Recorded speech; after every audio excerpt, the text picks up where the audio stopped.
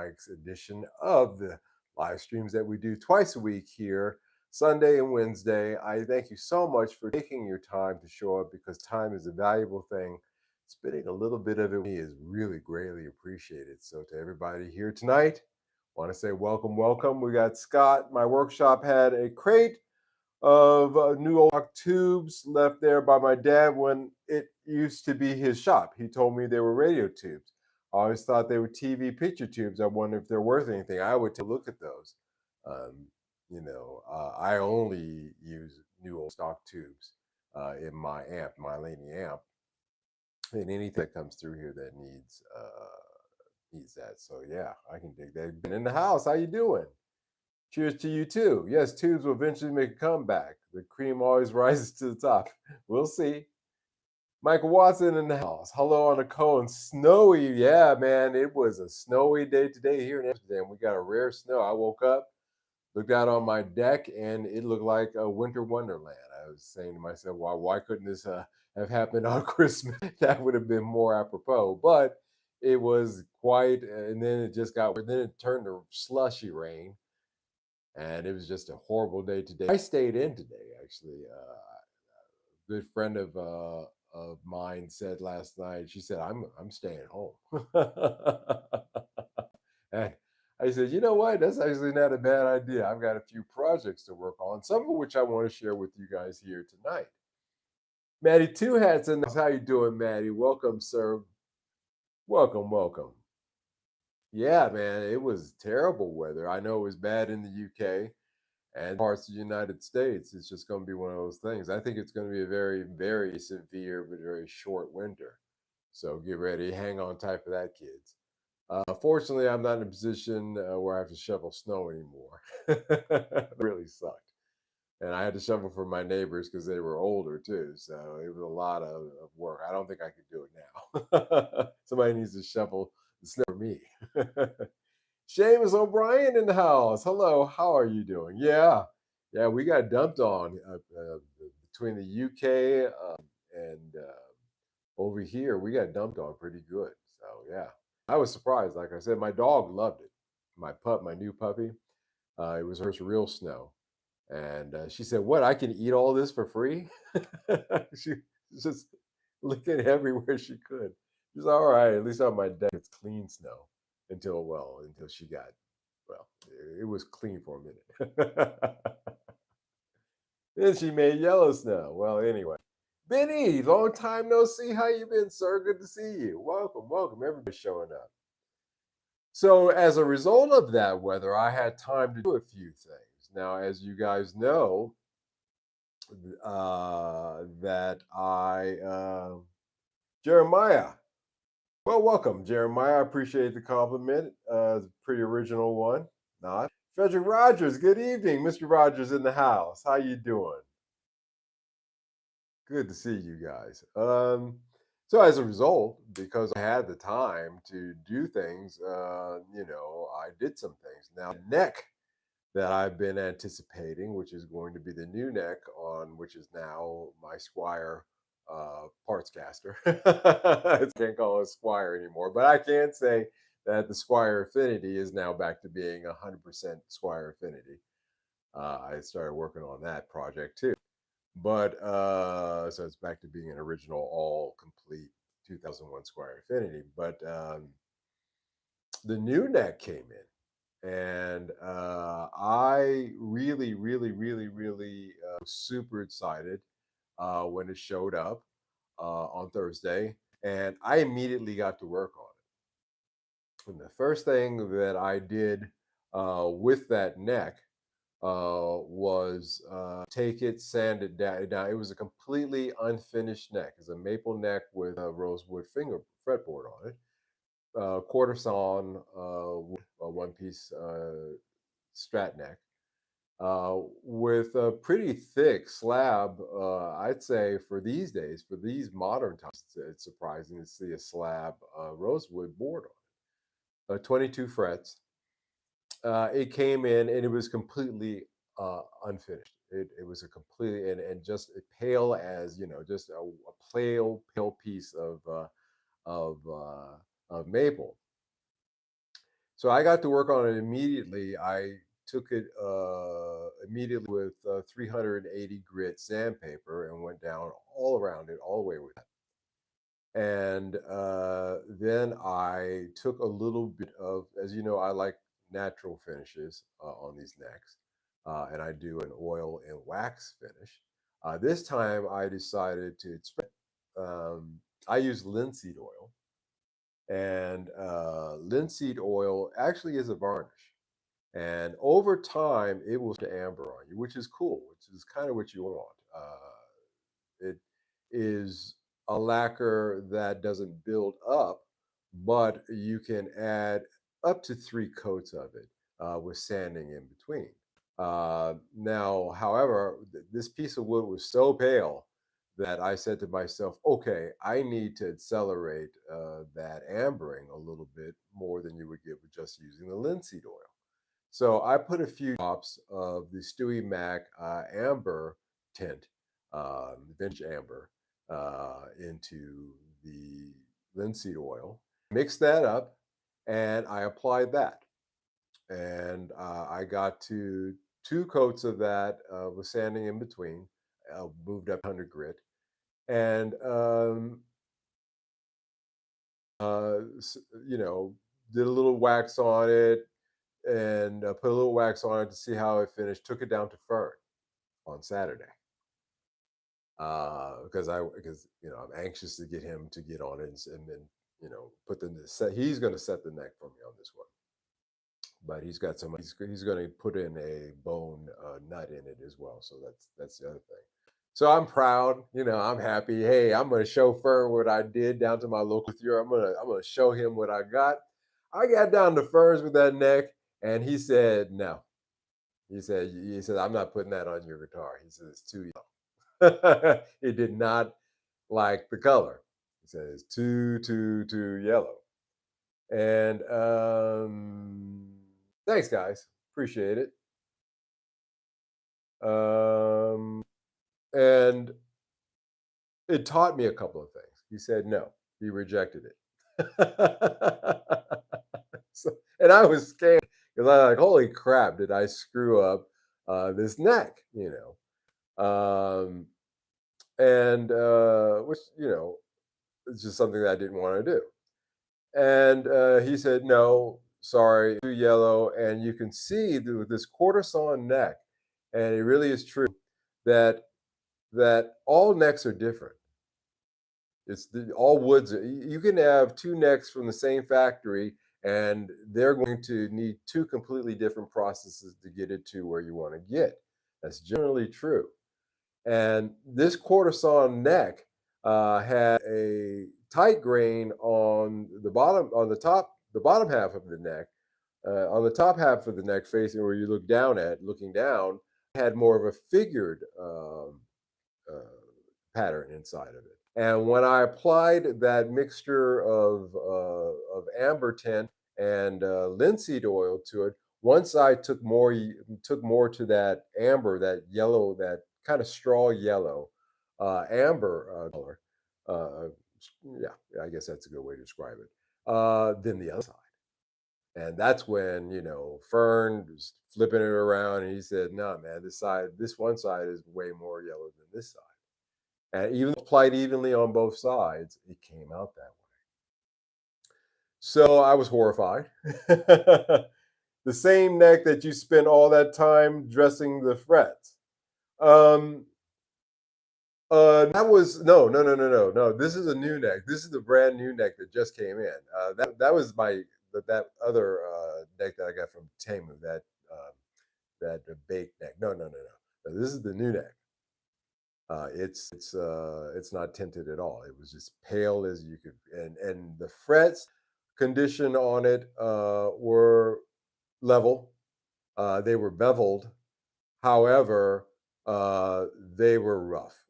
They were pretty super duper rough. So that was the other thing they needed.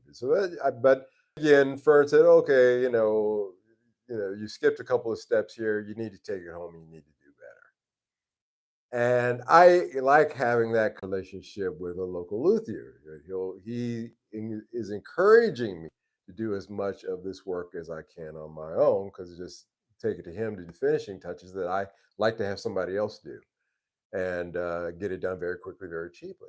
And so I came home and I immediately hit it with 800 grit and I took it down one coat. Got that wax off, got that second coat off, took it all the way down.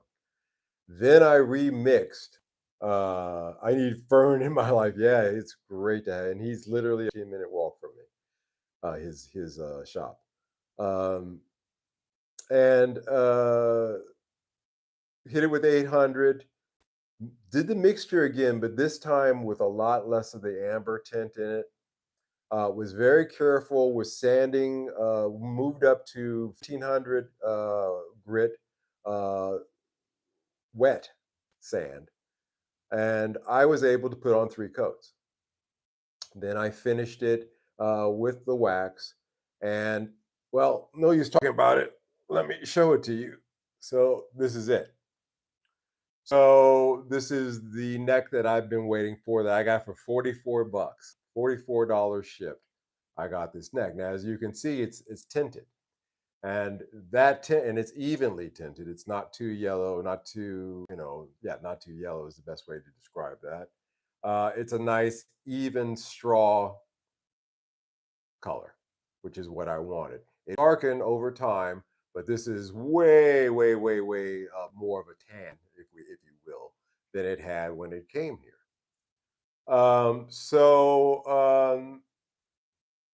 The next thing that I did, so and with that oil and wax finish that I did on this thing, this is as smooth as the baby's. But I'm going to tell you, I love these oil and wax finishes.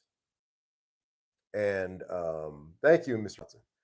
I love these oil and wax finishes because if you do it right, you take time, they come out really fantastic. I also gave a buff to the headstock as well. So it's got a little bit of a buff. It's more of like a matte finish that you'll get out of linseed finish. But you can buff it out a little bit using Carnauba wax and a buffer. And you get a little bit of a shine on the heads, just the head stitches I did. The next thing that really needed to be addressed were these frets.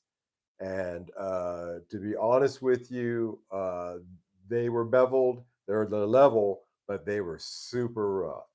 So I went to it with my file, uh, and going up and meticulously what I did today. I did these frets today. I started around 10:30, and I'm just recently within the last hour or so because I took my time with it. Because not only did I want these frets, I mean, just to come out just perfect, just smooth and rounded. And I also wanted to also do a little bit of a rounding the fretboard edges as well.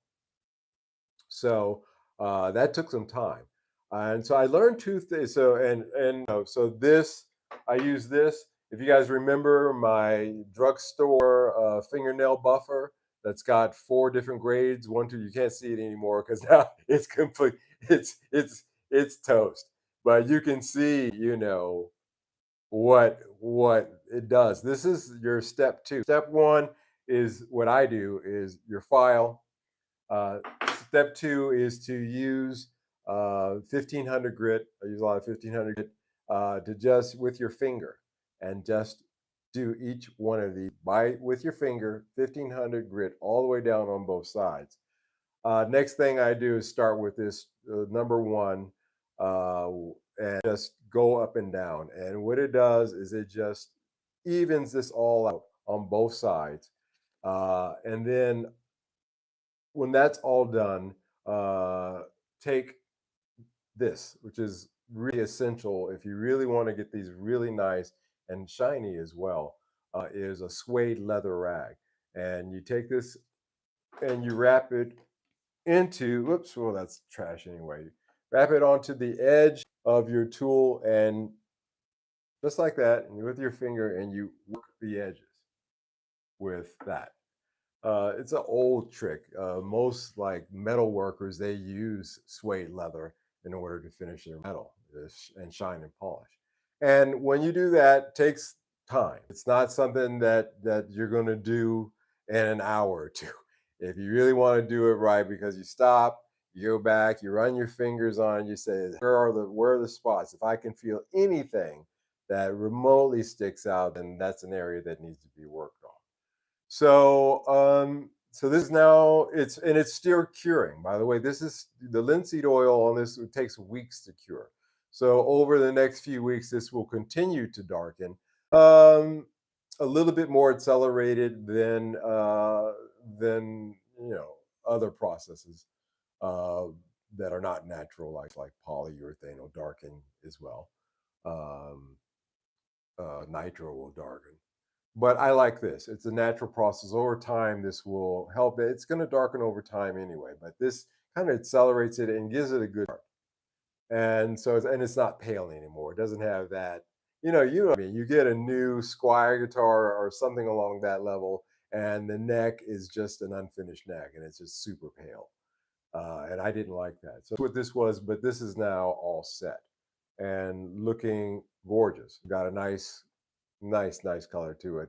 That linseed finish really picks up any kind of figuring that you have in it, and it's just really super nice.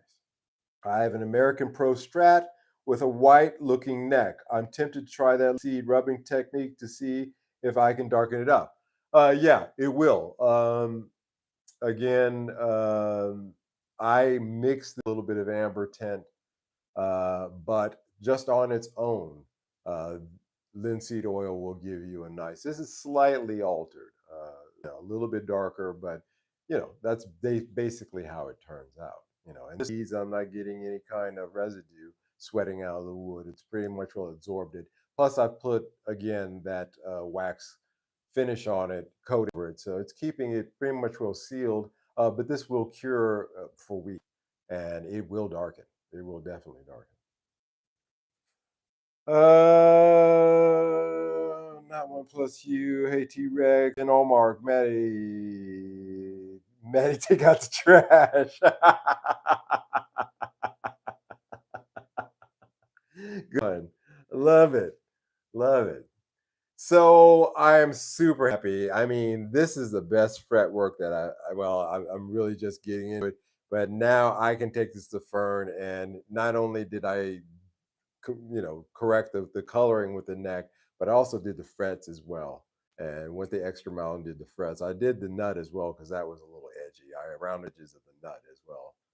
But like I said, this is going to get a bone nut, so maybe that was a futile exercise. But now just smooth, just it just and it changes the ability of this guitar because of this guitar neck because it just makes it super comfortable, super comfortable. So a lot of work, but work worth doing, I think. And I am very happy to have the tools to do it. As I always say, having the right tool for the right job, is part of your game plan. Always should be, and a lot of work. But again, if you took this neck down to a luthier, whether it's the States or here, the prices are about the same. And you said, hey, I need you to do the work that I did, it'll set you back some serious money. If you just wanted them to do the fret work, which they do all day long, that's still going to cost you upwards of about 65 euros, 65 bucks. So doing that work myself saves me money. Plus, I've got this neck the way I like it. Like, okay, this is acceptable to me. These rolled edges and these really this feels good to me. And so that's the other thing about doing this kind of work. Also, the finish as well. You're not going to get this oil. You guys, I really wish I could just take this neck, hand it through the phone, and pass it amongst you guys so you could feel how smooth this comes out. Little bit of sanding, linseed oil, wax. This is the smoothest finish you're going to get. And it's a natural finish too. So there is that. For sure, me and Sky are playing Space Invaders over here. Mike, the internet audio is doing the intermediate audio again. Oh, okay. Well, let's do this. Let's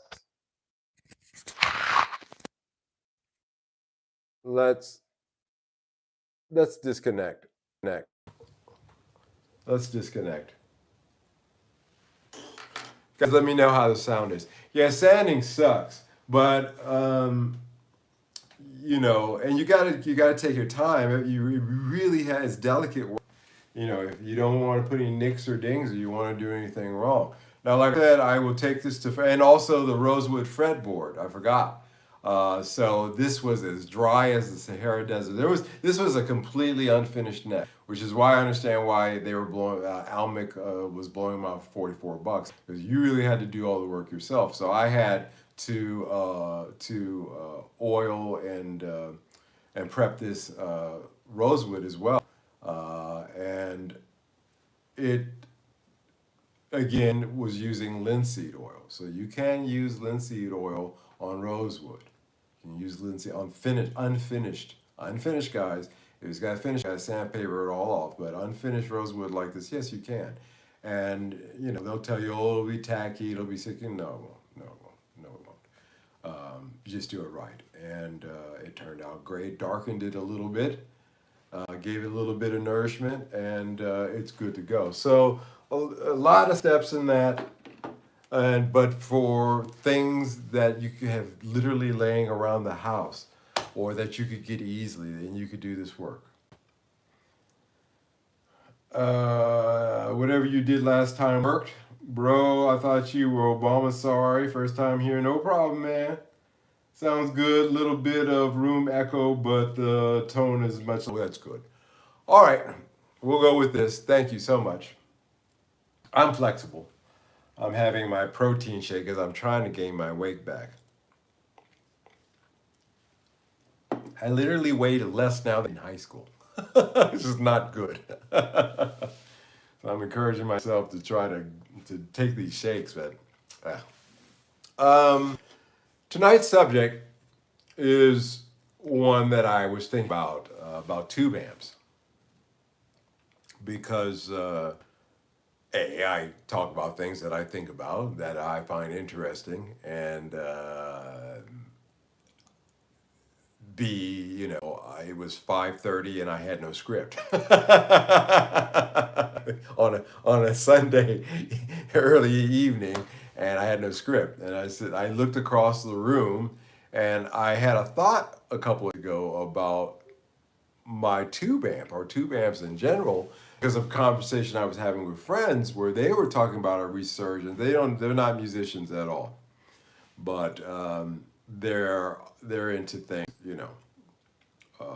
like audiophiles and it would be, but they like CDs, cassette tapes.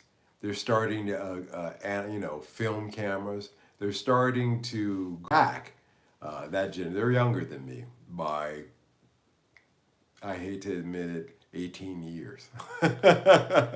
They're 30s, early 40s, and I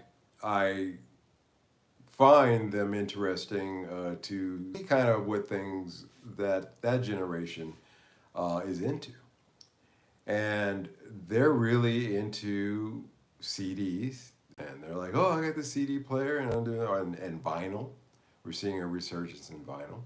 We're seeing a resurgence in a lot of the older things, and I started to think to myself, could it be possible that tube amps would be the next thing in the next few years that would see a resurgence among young people? And I think what would probably spur that on, as I was sitting there looking at my amp, is price. Because a quad cortex or whatever, Axe-Fx, whatever, it's going to run you 13, 14, 15, they go up to $2,000. Whereas a lot of these older tube amps, especially the older combo amps, a lot of them can be had for as cheap as $500. And so I think that CDs are inexpensive to buy now, much cheaper than they were when in their heyday. You can get a whole box of CDs for one, for what you paid for one. And vinyl, existing vinyl being no different. Um, and I just found that fascinating. I said that might be, it may just be out of a quirk. People start saying, hey, you know what? I remember my dad has this old tube amp up in the attic, and just like, hey, my dad had a box of tubes, and you know, maybe I might give that a spin. And so let's look into that. In a world dominated by digital, there's a growing movement back to analog. Records, film photography, and even cassettes are making a comeback. Now, could it be that tube amps are the next big thing? And I think that tube amps or valve amps, depending upon where you're from, have been around since what century? And the early 20th century. And the tubes themselves are powering radios, televisions, and of course, instruments. Their warm, rich sound make them a favorite for guitarists and audiophiles alike. But as technology advanced, solid-state and digital amps took over due to their reliability and lower cost. Again, cost is what made solid-state amps really super-duper popular. And digital amps as well, like that Fender that I had, that was a digital amp. The truth of it is that price always influences a lot of the buying as well, because if you're young and you don't have, as a matter of fact, my nephew, I can't look at it, or maybe I can, my nephew showed his rig, since I sent him that Strat, that Squier Strat that I put together for him. He got himself 3 pedals, a tuner, a distortion pedal, and he's playing through a Fender amp, but a little 10-inch amp, a 10-inch speaker amp. And he's just as happy as he could be. And if I had a rig that when I was younger, I'd have been super stoked. I'd have been super duper stoked. The fact that you can get a rig of that quality at that price point is astounding, because it's not, a lot of that stuff wasn't very expensive, but it's a great rig. And I think that amp, however, was a solid state. It wasn't a tube amp, it was a solid state amp. And I think the reason why he went for that, of course, because of cost. Now, tube amps, as they start to fall out of popularity, tongue's not working, it's frozen from the popularity, their prices are starting to plummet. Something to keep in mind. Despite the digital revolution, we're seeing a resurgence in analog media. Vinyl records are selling in numbers not seen since the 1980s. I looked that stat up. Film photography has found a new audience among young creative people. And even cassettes and CDs are being rediscovered as nostalgic formats for music distribution. So why the return to analog? I like the tactile experience of things. I like knobs. Even when I'm using my DAW, I have this PreSonus controller, which is my fader, my knob. I can assign it for the EQ to turn it.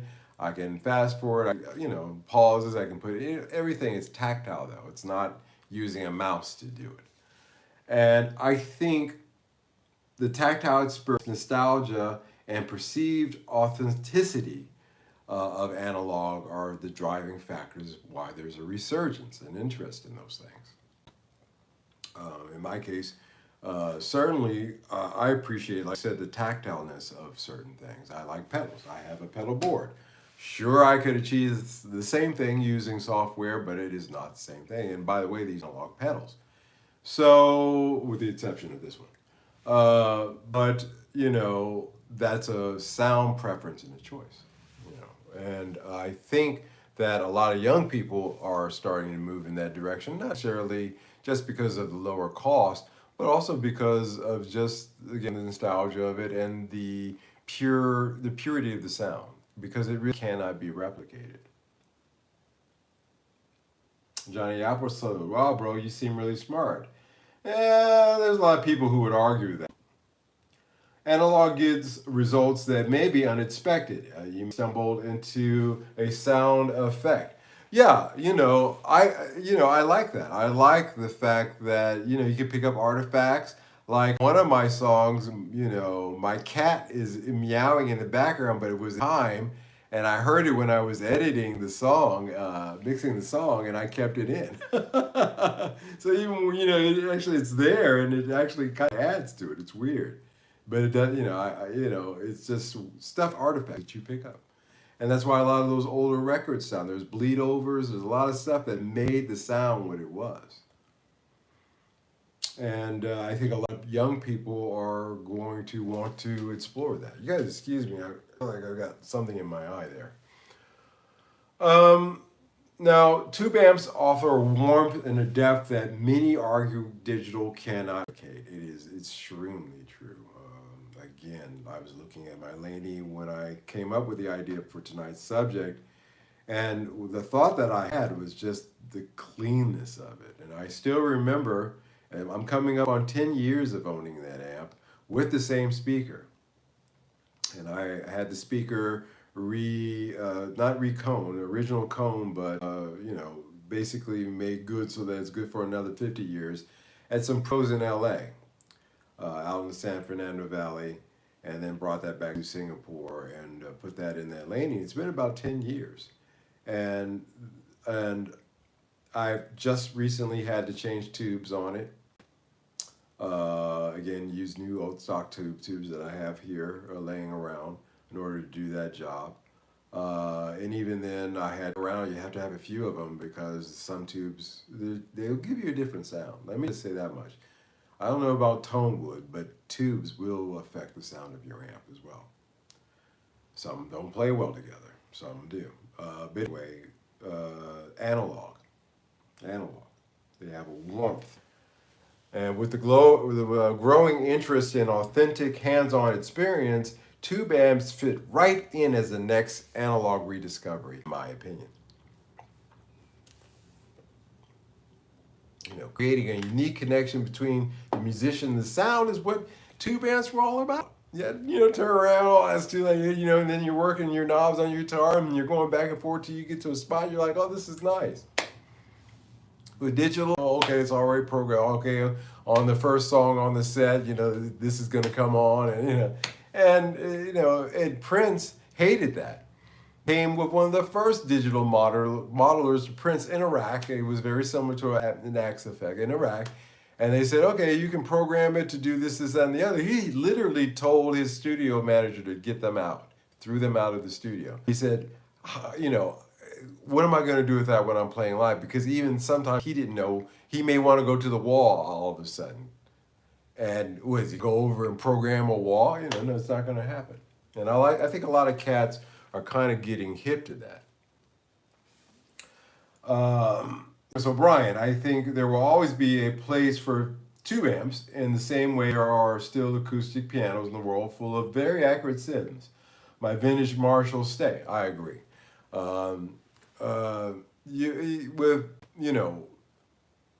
Great piano modelers that I have, available to me. With some very nice pianos mic'd 6 ways to Sunday, and you can change the mics to your preference. But there's no way you can even replicate to the echo, the audio, the reverb, things like that. But it's just not quite it. It's just not quite the same thing as being in a room.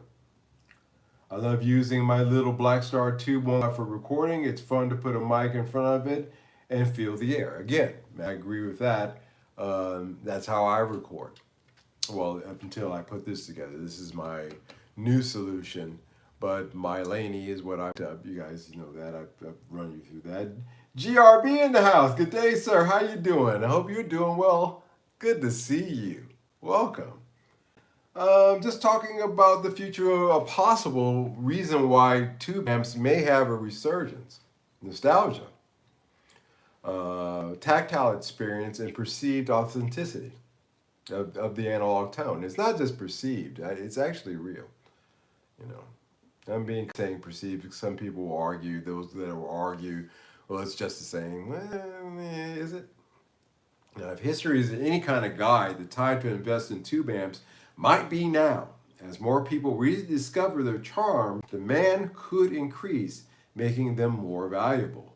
Whether you're a musician looking for a perfect tone or a collector eyeing a future classic, tube amps could be a smart addition to your gear addition.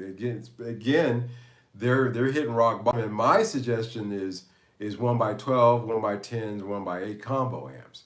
I think if you can find all tubes of those at a great price, snap it up, and you got the cash, good, buy it. And even if you don't use it, put it away, because there will come a time, I think, because of the reasons that I've really stated here, that the market will stabilize, not on the downward trajectory, but get a floor to it, and maybe even start to increase.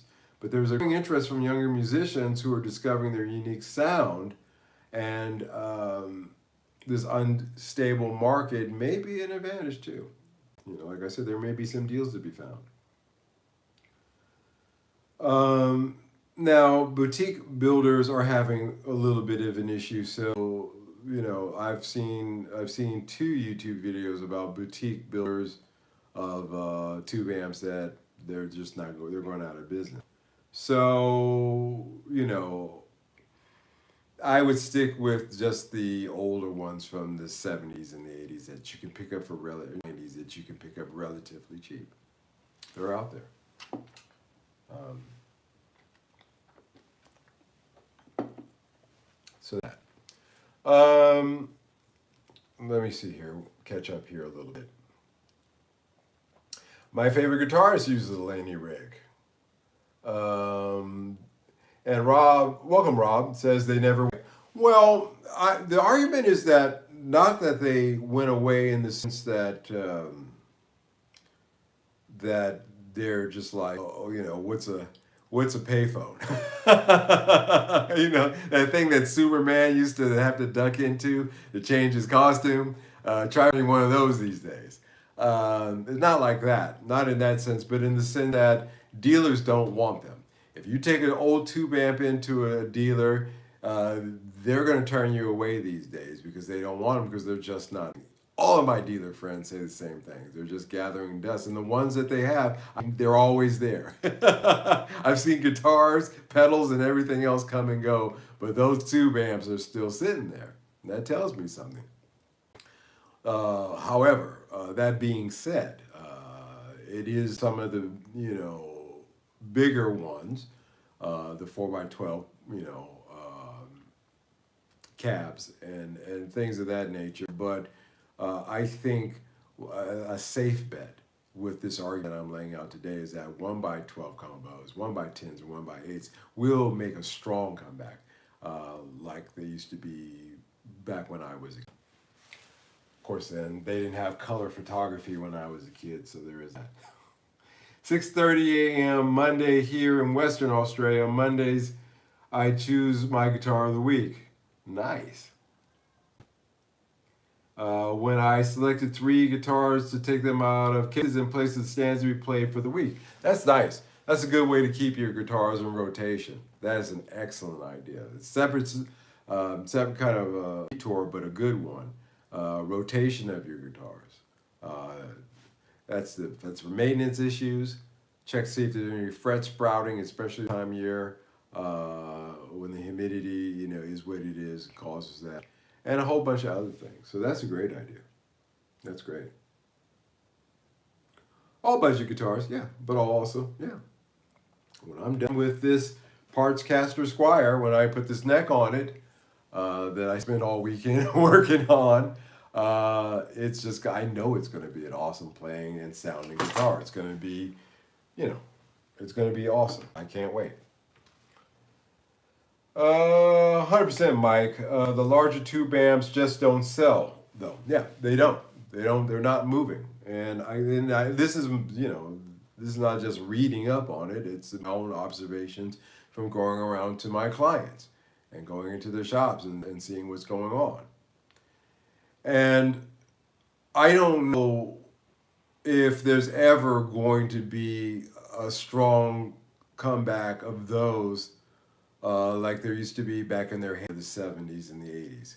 I just don't think so. Maybe tapering into the 90s. But I do believe that 1x12s again, 1x8s, 1x10s, I think that those are safe bets for things that are going to be in demand again. Because again, they do, and I didn't even mention the wattage, by the way. My Laney's a 15-watt amp with a 1-watt attenuator, and I always put the 1-watt attenuator in, and it's more than loud enough. So between 15, 30, 40 watts are what I'm talking about, 12s, 10s, and 8s. And, well, you want 8 at that wattage, but you just can bet that there's going to be an interest in it. In my opinion, you need to be a hobbyist, tinkerer in order to get into amps.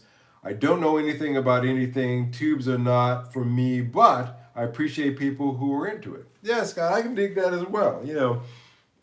YouTube, having a YouTube channel and want to keep it fresh and learn, an unstoppable quest to learn for knowledge and skills led me into really getting into it. But I've had, the point of my Laney's, I've had different ones in and out. You guys can watch my videos and see I've had combos, I've had 4x12s, 2x12s. I had a lot of stuff in it over the years, but that Laney 1x12 has stuck with me and will continue to. And I think that it is the perfect amp. It's good for practicing, it's good for recording. It won't blow out your neighbors if you live in an apartment complex. It won't blow out your neighbors even if you live in a detached house. They're sane amps, especially with a built-in attenuator. I don't think you can go wrong. People say that the Monoprice is the exact same amp as that Laney, by the way. However, I will say this much, they're two completely different cabinets. And because of that, you're going to get a different tone. The electronics may be the same. The layout of the diagram may be the same, but it's not the same amp, by the way. Another digression, but one I thought I would throw out there while I'm on the subject. So, I just think that as more people really rediscover their charm, demand could increase. I had a kid, what was that, late last year, that I sold a guitar to that wanted to demo it, and he's a son of my neighbor, so I let him come over here to the studio and he plugged into my Laney. It was the first time in his life that he ever plugged into a tube amp. And I think I've told you guys this story. And just his amazement over the sound.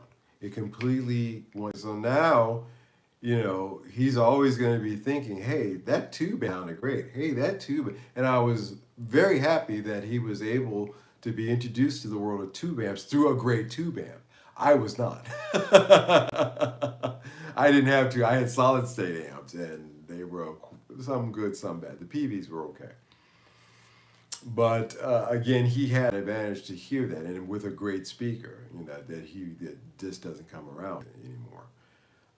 And I think that inspiring to do that will lead to a next generation of people wanting to get into tube amps. Again, the charm. And this could increase demand, making it more valuable too. So, there is that. Monoprice are clones, are they not? Yes, they say that they are clones, but they're not clones exactly. The cabinet is a completely different cabinet. Completely different dimensions to their cabinet on the Monoprice than that Laney Club 12. The guts, the internal parts are the same. The spring, reverb, tube layout. Was it EL84s? But anyway, but the cabinet is different. The cabinet materials are different. And so that will affect the sound as well. The Laney has a stand where you can that pops out of the bottom where you can get it up and get it up off the floor. The Monoprice doesn't have that. So there's some things there. I have Trans Tube PV Rage and Bandit. Nice. The PV Trans Tube with the Sheffield was pretty good. I still pick those up when a good example shows up. Yeah, my uncle Carlton's got a PV waiting for me that he wants to give to me. And I like PV amps, and it's a combo amp, and I can't wait to get it because I think they're great. Although not tube amps, I need to study more about them as a tube to die for. Yeah, I think that my buddy has a Trans Tube Crate 212, similar as the PV. Yeah, I had experience with the Crate 212. I can't remember when. Maybe it was in Singapore. But yeah, either way, tube amps. And to some extent, even older solid state ones, the good ones. I think, again, the young generation, who grew up with, see, I didn't grow up with this. So I know what the sound of tube amp is compared to this. And no, they are not the same thing. However, this is a very practical, useful, and good enough. It's just like the audience. They're not going to be standing there saying, what does it say on your headstock? They're going to be more interested in what you're playing. So the audience won't really tell the difference in that sound. But I think that if we move too much into this and move away from analog, everything has a sterileness to it and sounds the same because, as was mentioned before, you don't have those accidents and those artifacts that color the sound, that weren't intended, that added to the. And I do believe, again, like I said, my hypothesis is that young people like that young man who tried that amp is going to have that in the back of his mind. And as he grows and he gets more bread, he may go out there and say, hey, you know what, I'm going to buy myself a tube amp. So that's my thoughts. Will tube amps make a comeback? The answer is yes. I do believe. Much like vinyl, just like CDs, cassettes, all that stuff, I do believe that they will make a comeback. And I do believe that comeback will be through a younger generation. Do I feel the same way about Les Pauls from 1958, 59, and 60? No. That's all hype. And I think that when that generation, that Joe Bonamassa generation dies off, the bloom will be off that rose. The bloom is already falling off that rose. The vintage guitar market in itself is on shaky sand for a lot of reasons. But that's a subject for another time. Bring back the mixtapes. Yeah. People are now sharing the music that they created at home on 4-tracks like I used to. Fostex 4-track, Tascam 4-tracks like I used to when I was younger. It's amazing. Young people. And that's good. Because they'll buy up all that analog gear for cheap. And they will put it to good use, and maybe we'll get some decent music again.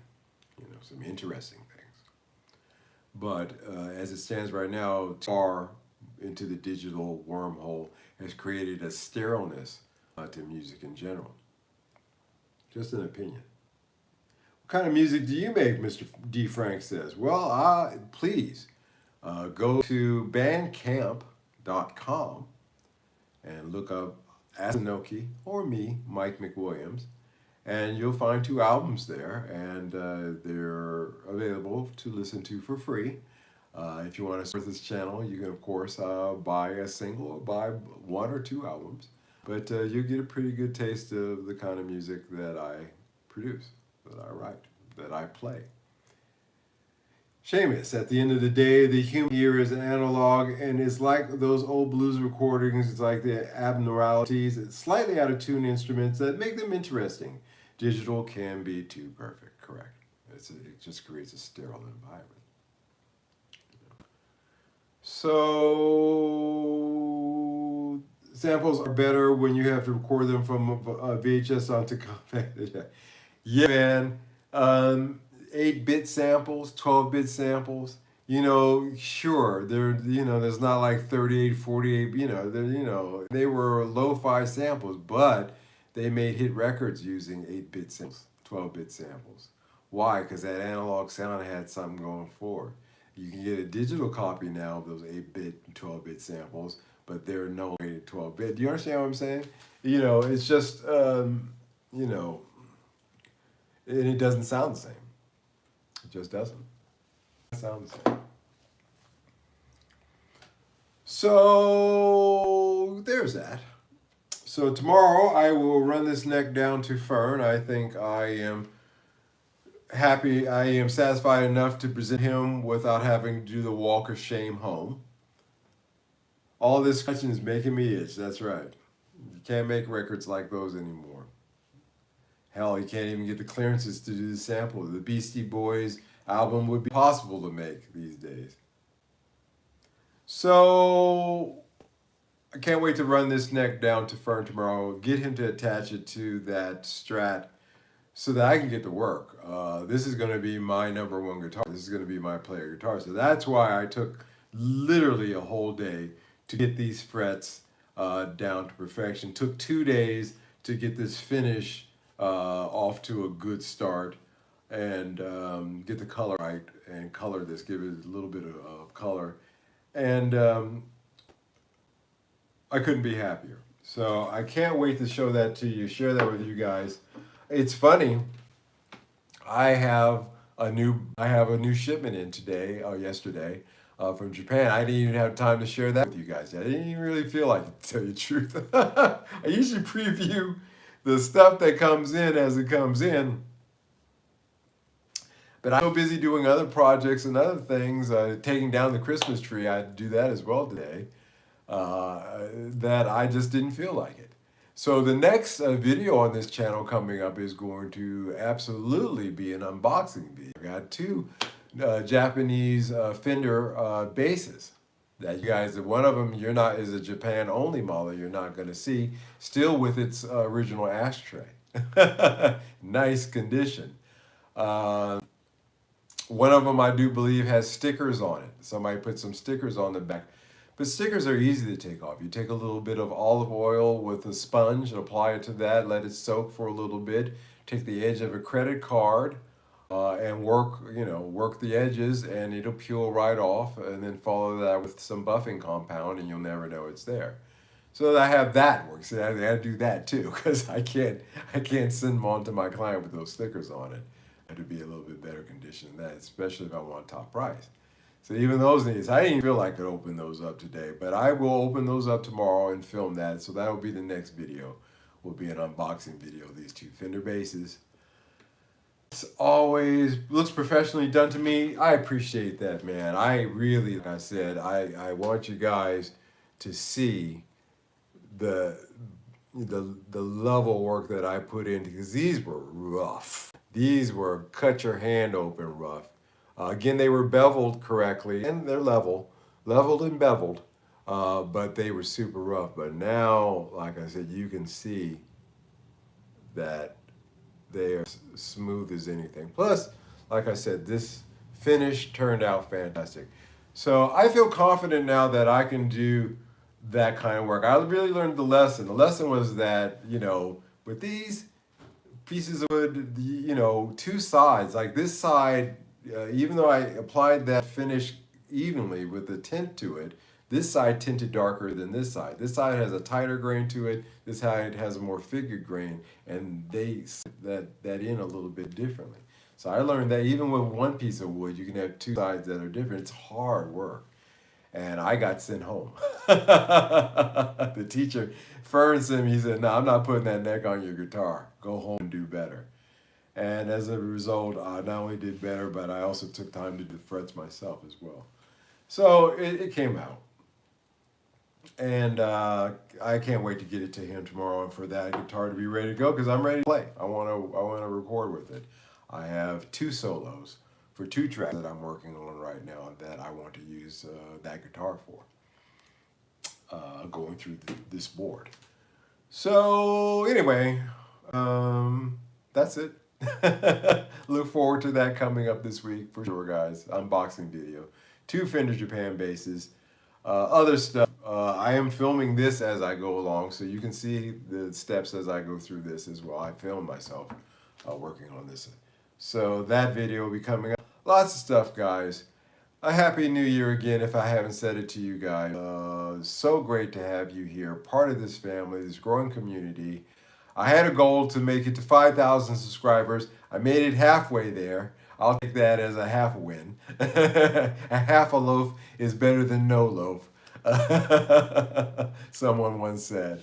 So I appreciate you guys joining this community. I appreciate my mods showing up here tonight, Maddie and Scott. Thank you guys so much.